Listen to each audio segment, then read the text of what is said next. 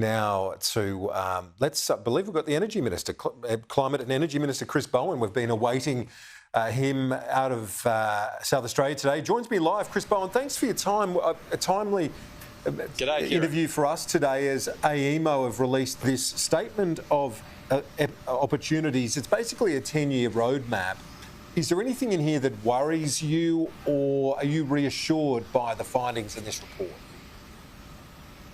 Well, this is the process working, Kieran. The electricity statement of opportunities is designed to show governments and the private sector where there might be some gaps and where the investment should be directed. And electricity statement of opportunities have forecast reliability gaps for years.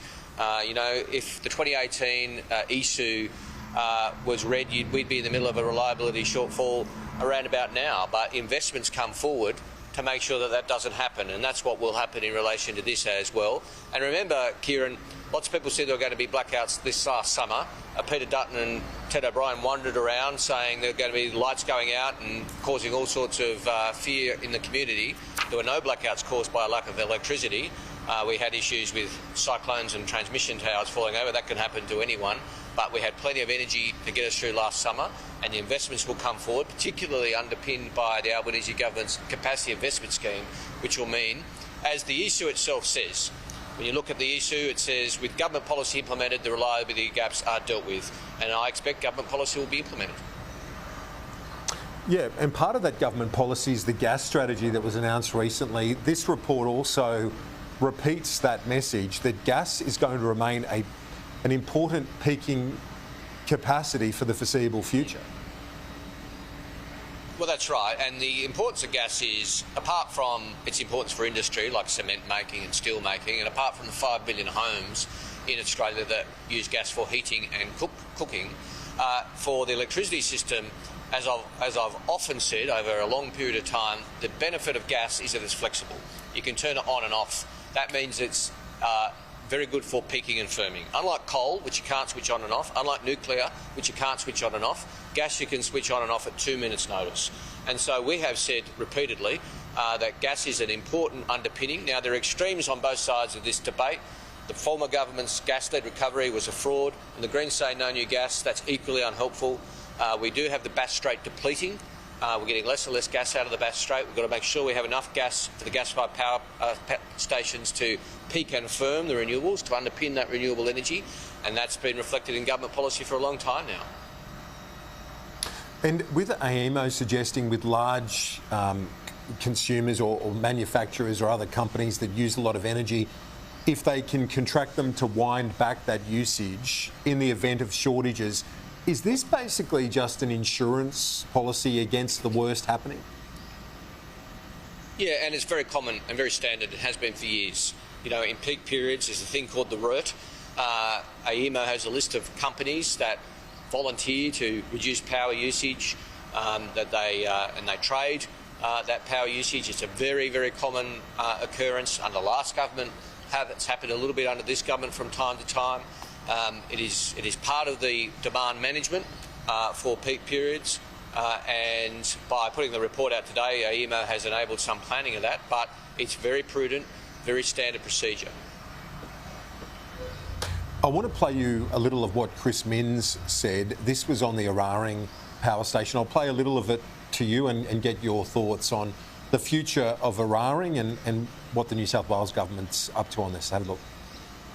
Our priority right now is keeping the lights on and keeping power prices as low as possible. We'll keep everything on the table to ensure that consumers aren't having to face massive increases in power prices. I know that there's some consternation about Eraring, particularly from renewable energy advocates. I just make the point that nothing will extinguish community and popular support for this energy transition than a massive power price spike.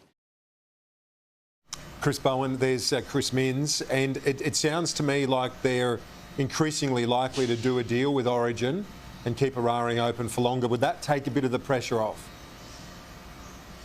Well, no secrets there, Kieran. It's been well established that the New South Wales government was in discussions with Origin about the closure date of Eraring. That's as it should be. Governments and in this case state governments, manage the exit of coal-fired power stations. Sometimes they're brought forward, sometimes they're delayed. When you're managing a big transition, that's quite appropriate. So the Minns government is acting appropriately there.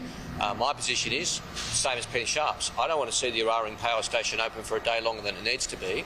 I don't want to see it shut a day earlier than it should to ensure a managed transition towards 82% renewables. I'm very confident the Minns government will pull that off and they'll get the right balance.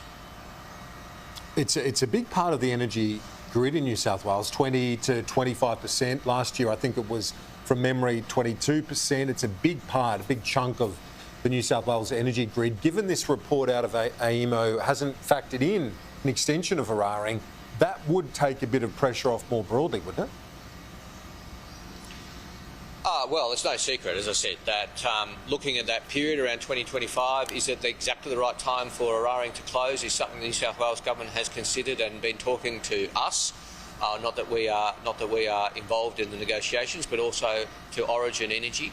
That's quite appropriate. I make this point about the statement of opportunities. There's lots of assumptions made, Kieran. That's quite prudent. For example, with the 4.2 gigawatts of new energy coming on, they've assumed 6-month delays. Now, many of those projects are not delayed and will not be delayed, but AEMO has quite appropriately factored in, well, what would happen if there's delay in the project in South Australia or the Kurri Kurri project in New South Wales. Now, the Kurri Kurri project in New South Wales is on time, but it's not unreasonable for AEMO to say, well, let's just think about what happens if it's 6 months late and what we need to do to manage that. It's not running 6 months late, it is running on time, but I have no problem with AEMO just putting in an assumption that it's running 6 months late, because sometimes, you know, as you're waiting on the last parts, or things can go wrong at the last minute. With a big project like that, there are sometimes delays, and it's appropriate to factor some in. Indeed, it is, and it's a big news day. Just before you go, I want to ask you for your thoughts on this.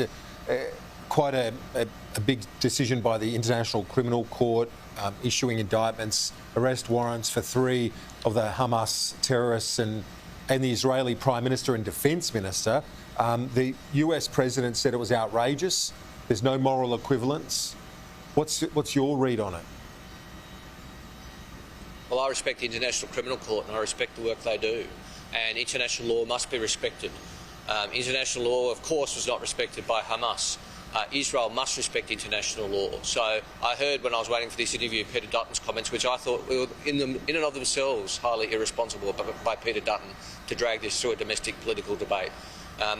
We respect the work of the International Criminal Court. International law must always be observed and nobody gets a free pass from that. Do you think it's inappropriate, though, to suggest a moral equivalence, though, between, say, the terrorist group Hamas and the Israeli leadership? I think it's appropriate to respect the work of the International Criminal Court, which is what the Prime Minister has said, and I'm pretty surprised that Peter Dutton does not. Or perhaps I'm not surprised, but he clearly doesn't. Minister Chris Bowen, thanks for your time. I appreciate it. Always good to chat, KG. Good on you.